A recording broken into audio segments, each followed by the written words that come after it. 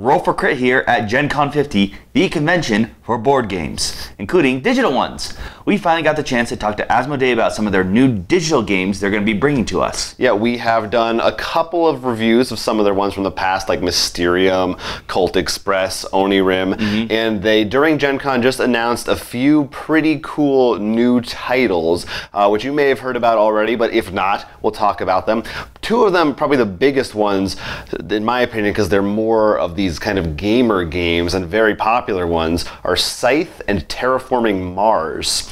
Scythe, I believe, is going to be only Steam, at least for the foreseeable future. And Terraforming Mars, we don't actually know exactly what it's going to be on yet, but I would guess Steam, and I don't know if they could do mobile for that. I think the more complex it is, the harder it gets. But maybe at least iPad or something like that. But that's a pretty big deal, because I know we've played digital versions of Scythe in like Tabletop Simulator. But for such a complicated game, you want maybe more of that streamlined experience where it tells you what to do. I would think. No, especially definitely with Terraforming Mars, because we didn't even play with the expansion included with it, and there were plenty of cards that like interact with this. So when you do this, these are targets you can target. It would definitely, I think, really work well in the digital format. Yeah. Also in Terraforming Mars, you have those cubes as your currency, and the way that you keep track of them is where they are on the board. And sometimes if someone shakes the table or something, you might be in trouble if you forget where things went, your resources. It would be sort of cool if they actually, the board, like where trees go, you see trees of your color growing there or something. Yeah, there's a lot of cool, like the temperature,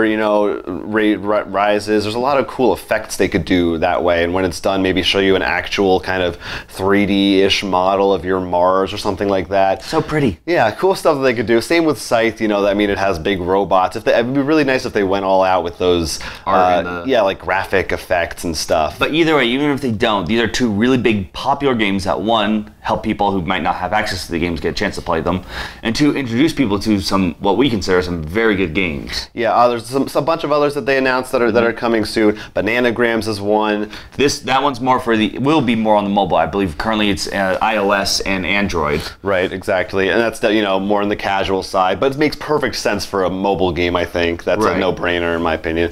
Bananagrams is pretty fun. Some other ones, they'll just go down the list right here in front of me. Ticket to Ride First Journey. That's the kids' version of Ticket to Ride. Cool. Carcassonne, which we got to actually see a little bit of in action. Right, and you already have a Carcassonne one. You're like, this is a lot better than the one I have. Yeah, the Carcassonne app, it's cool. This one is the models and the 3D and how smooth it is. You can choose to either do a regular kind of straight-on view, or you can kind of go from an isometric angle, and it's very pretty looking. That looks really cool. Yeah, but in addition, we also got Zombicide, which is pretty cool. That's going to be very interesting to see how much they're able to fit in there, because we know, especially because of Kickstarter, there's a lot. There's a lot of stuff, yeah. In addition, Smash Up, which we got to play around with, and apparently I played against two bots who we all chose zombies, so I don't know whether that means they're too strong or not.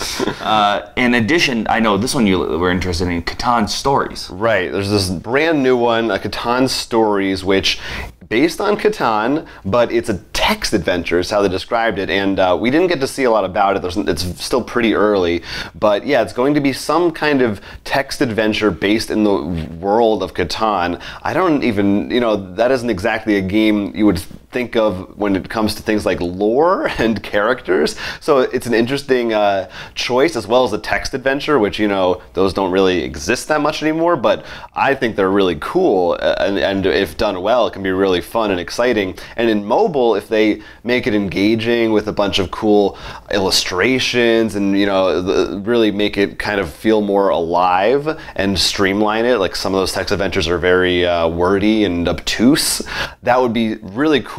That's probably the one I'm most interested in right now, because it's just so different, and we love those story-based things as well, especially really cool for mobile, because if it's good, you can hang out in bed. We got a really big list of different variety of games coming away, from the very big heavy to much lighter. Yeah, lots of cool stuff. So these have varied release dates. Maybe we'll put them in the description so you can figure that out. But you can look forward to them on most of the devices that you own, hopefully in the near future, from Asmodee Digital. Thanks for watching. For more Gen Con coverage, make sure you like and subscribe to this channel, and follow us on Twitter and Instagram @RollForCrit. And to keep up to date, you can check out rollforcrit.com/GenCon 2017 in order to get the latest, greatest news on Gen Con from Roll for Crit.